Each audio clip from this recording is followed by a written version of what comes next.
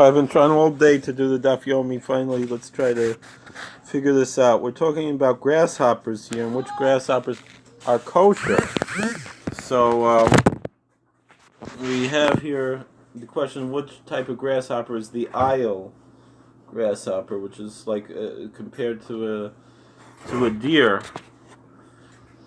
So one opinion says the shoshiva, and one says it's the suspil. So we said yesterday.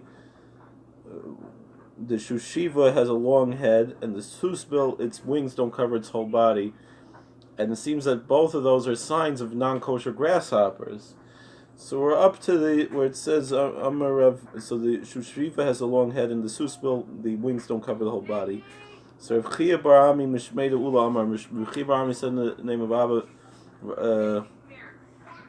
in the name of Ula, that the Ayel Kamsa is the susbil, and so Rashi here says concerning the susbil, ein reishai aruch up here, aval ein kanaf of chayfenis rubai lirois leinayim ala betzimtzum al yidei medida.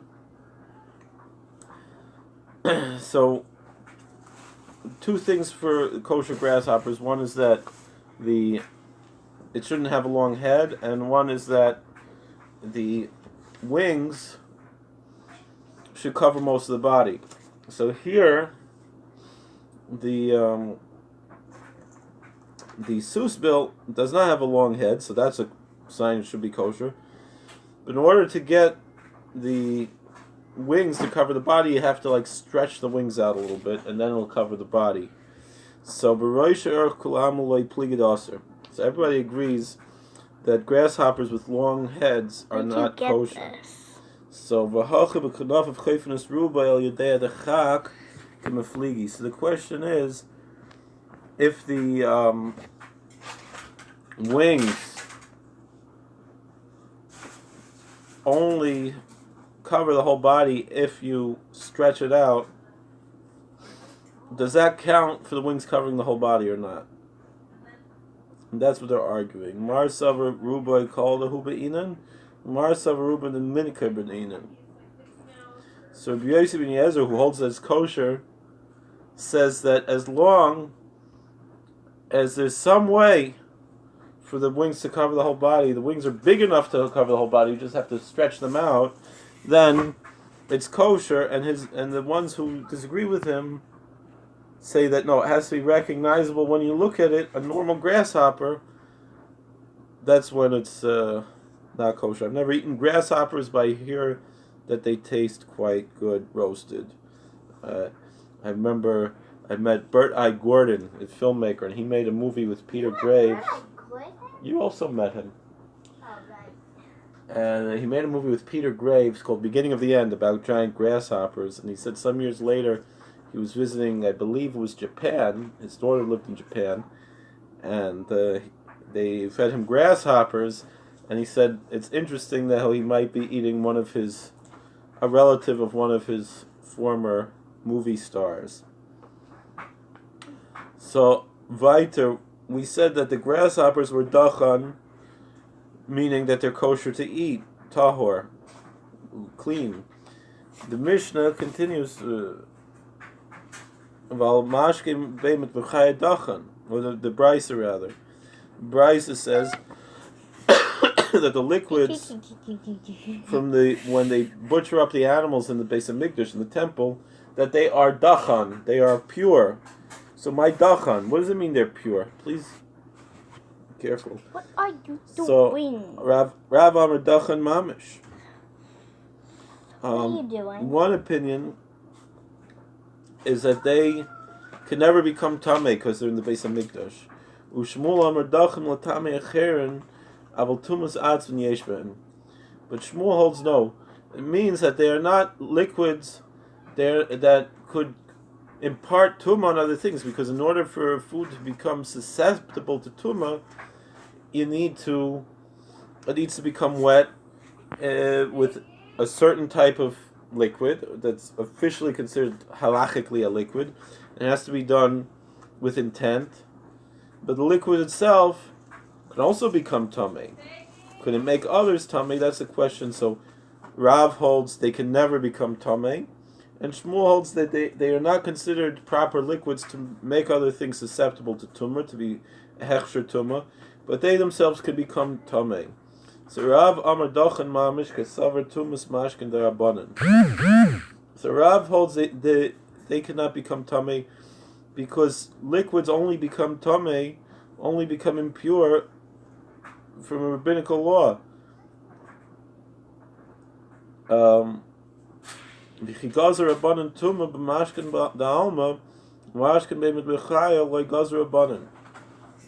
so when the rabbis enacted the halach of tumah on mashkin, that to declare Levitical impurity. Oh, here's his kappel. It's up here on the benchers. To declare Levitical impurity on liquids, they never made such a decree when it comes to something in the Beis Hamikdash, in the temple. Shmuel Amar Dachen Melatami Echerem Aval Tumas Asmin Yesh Ben Kasavar Tumas Mashkin Daraisa.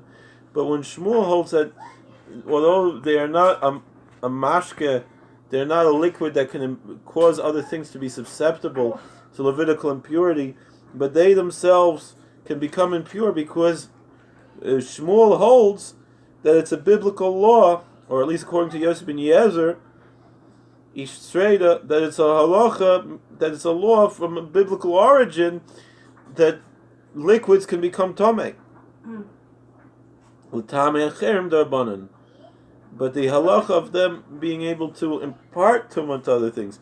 So now he's not talking about necessarily machshirin, but that they couldn't make other things tamei themselves. Not only is a hechsher l'tumah that it's susceptible to be tamei, but we learn weiter. If we learn deeper, we understand that he's saying also that it can not only is a hechsher tumah, not only does it cause susceptibility to contamination, but they can also impart contamination if they themselves are contaminated.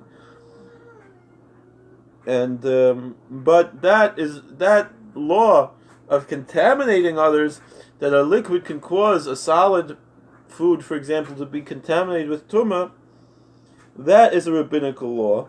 And so that ability to impart, not only to be hechsher l'tumah, but to impart tumah, that's a rabbinic. The hechsher tumah is a biblical law because it says kiyuton.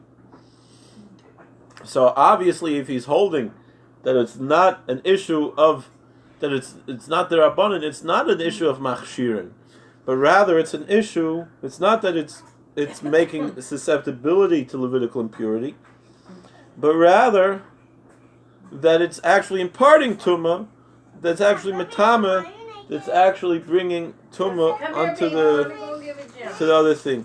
Val diikra v'misa mesoy v'karli Yosef Sharia. So anyway, that's how they learn it. So then the third ruling that Yosef ben Yezer Yisraida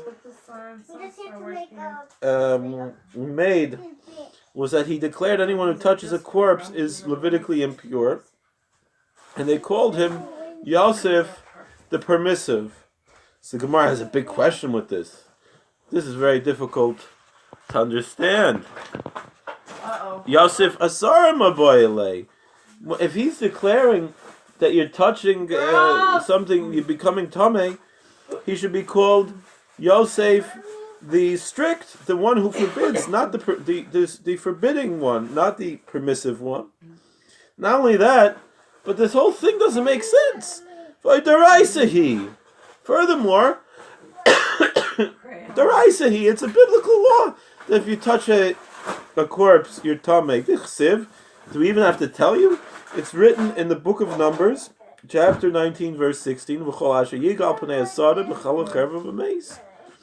That anyone who touches in the field someone who was killed by a sword or a corpse, he'll be impure for 7 days.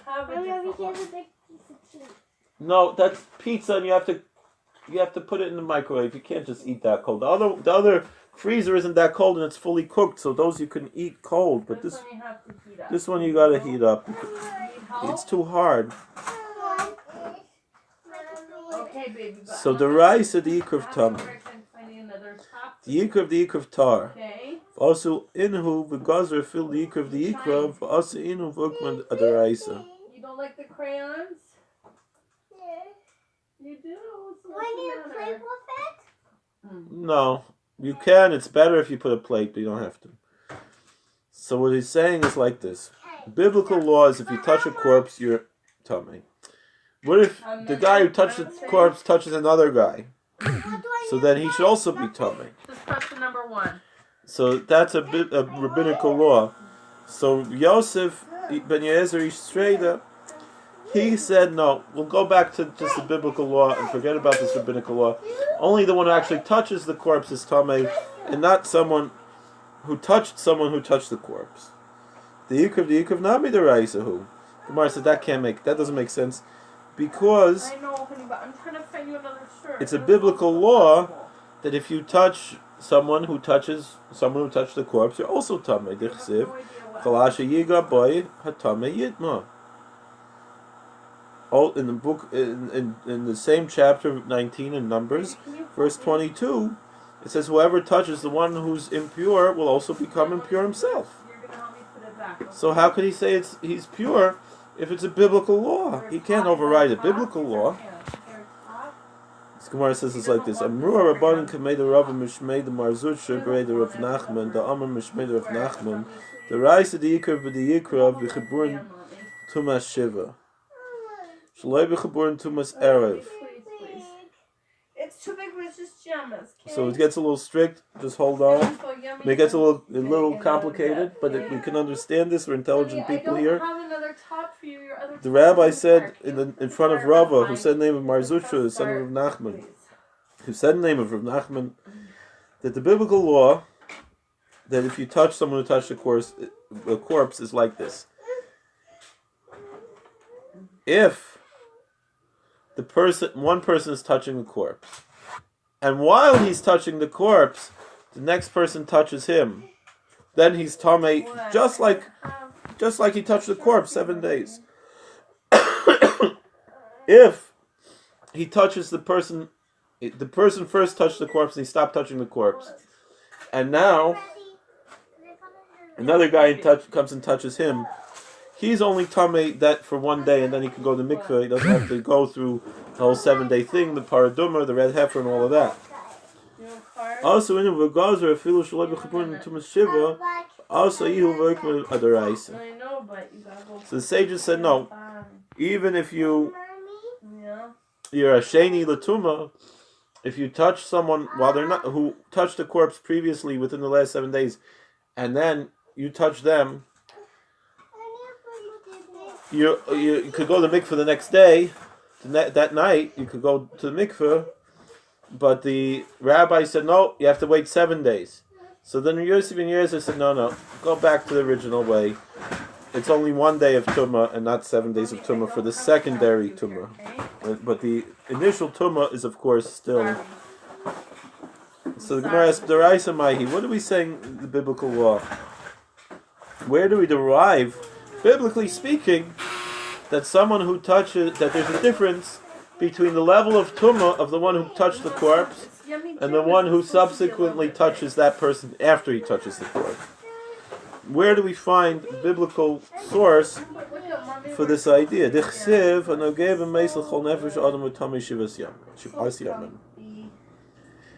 In Numbers 19 verse 11 it says, whoever touches a corpse, any person, will be impure for 7 days. It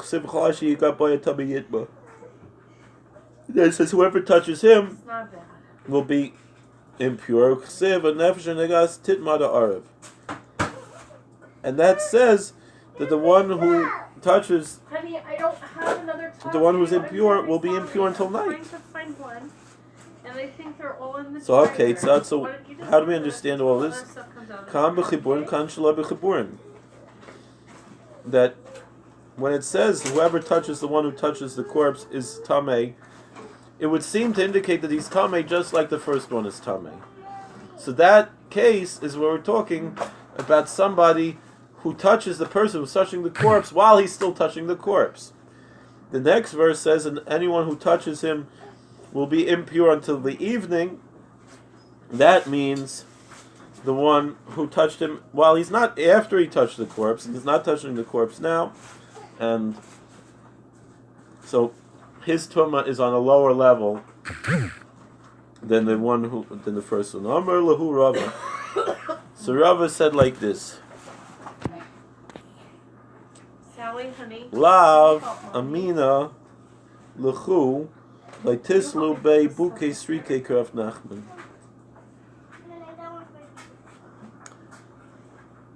Rav said to him, didn't I tell you, don't hang empty pictures on Rav Nachman. Don't say something in his name if it doesn't make sense. V'hochi amar Rav Nachman.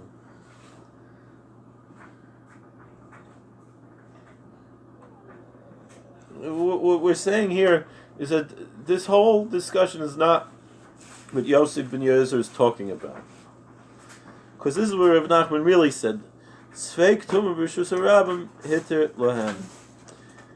That Rav Nachman explained that Yosef ben Yezer, what did he say that when he said that the one who touches a corpse is impure? Doesn't, of course, mean that he's just restating a biblical law. He's because they called him Yosef Sharia, they called him the permissive. So what he actually permitted was when there's in the public domain a doubtful case of tumah. So then that's impure. Meaning you're only impure if you actually touch the corpse. You don't know if you've walked by, you don't know if maybe there's someone buried here, there's no way of knowing. So that you don't have to worry about. That's all we're saying here. We can learn this law from the laws of the Sota.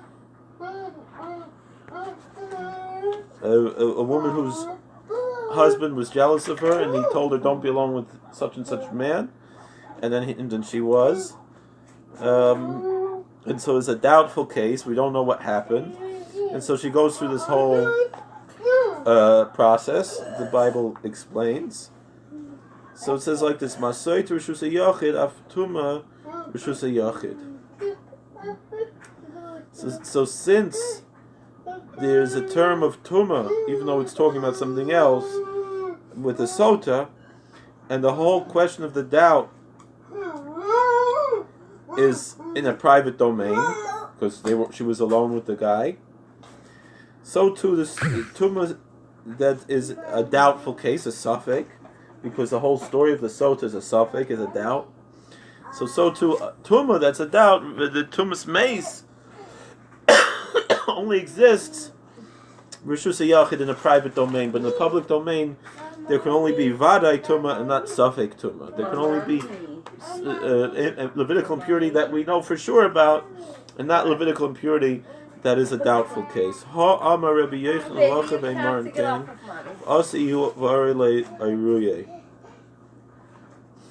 So Gemara says like this: Rabbi Yechonon said that the actual law is like that.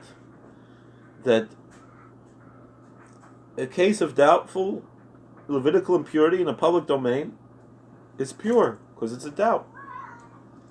However, if we teach this publicly, it's going to make a chorban. So it's halacha vein morin kain. There's such a thing, certain things that sometimes for political reasons, sometimes for any reasons, we don't trust the people, there's a lack of trust. One thing could lead to another, So there are opinions like that. Like I remember they say that J.B. Soloveitchik held that you don't need a mechitza. You just need separate seating in a shul. But halacha vein morin kain. That's halacha, but you don't tell people that because then they're going to go and sit without a mechitza, and you're supposed to have a mechitza. Just because you don't need to doesn't mean you shouldn't have it. Of course, the other poskim in his time disagreed. Rav Moshe held that the mechitza had to be 5 feet tall. Satmarav held that the mechitza had to be totally blocking, separate. And but even though the Rav Soloveitchik was lenient, he said halacha vein morin kain. That's the halacha according to his opinion, but we don't teach like that because it could lead to, from any whatever the reason is. And Yosef ben Yezer, he came and he told it in public. That's the halacha, and that's why they said he's Yosef the permissive. So Tani Namahochi, we have a brisa like this. Rabbi Yehuda Omer, Koirus Noatz Lahem, Amar Adkan Rishus Rabban, Adkan Rishus Yachid. That Yosef ben Yezer would actually put things in the ground, some boards and stuff, to mark this is a public domain, this is a private domain, to make the boundaries of privately owned fields public domains, in order to establish that if there's a suffix tumah in a public domain, that it's tahor, that's pure. Kiosel come to Rabbi. Some people were in the situation where they had tumah in a public domain. They asked Rabbi Yanai, what should they do? Amalahu hamaya b'shikasa de benahara zilu tevoilu.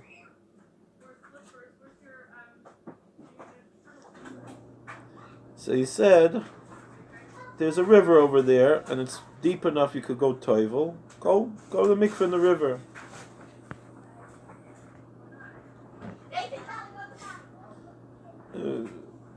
Usually you have to wait a night and 7 days, everything. So,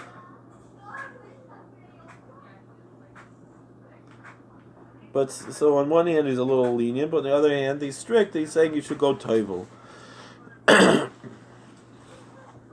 Okay, weiter. So now we're going to discuss the halachas of bishul akum, of food that's cooked by a pagan, or it would seem by any non-Jew, or even a Jew who's not pious.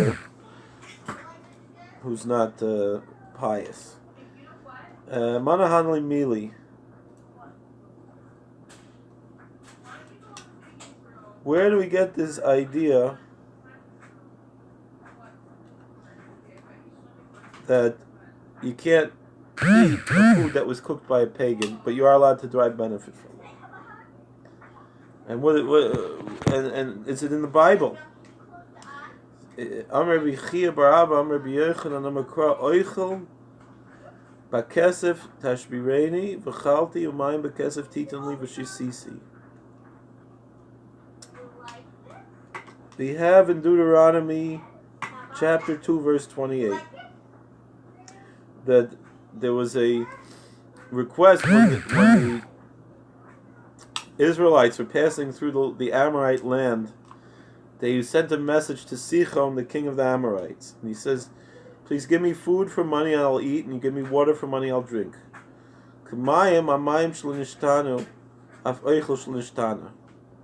So we see here kind of the biblical idea is water. People drink water. You don't cook the water usually. You just drink cold water most of the time. So too, they're only going to buy foods from the pagans that were not cooked. They're not going to buy foods that were cooked. So so that no change had gone over the food. Al-Mayata Chitin was some kloyes. Chinami dasurin, v'chitema chinami v'san yechitin v'san kloyes mutarin. Now, if that's the biblical source, what if you cook some wheat kernels, like the cereal, like the wheat, the wheat puffed wheat cereal? You cooked it. You would say that that's probably not kosher, but the halacha is it is kosher. So what? So that can't be the source. So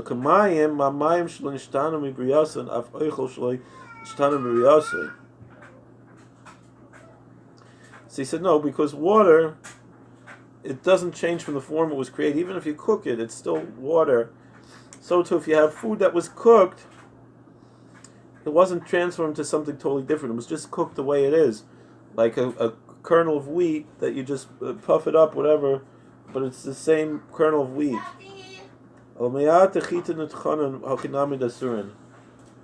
What? Stop it. Okay. You sure that's the one? Was that plugged in already or wasn't plugged in? Wasn't. Alright. Where was it? He cleaned that from his bed. Okay. So anyway, that would mean, what if they ground the wheat kernels? Then they should not be kosher.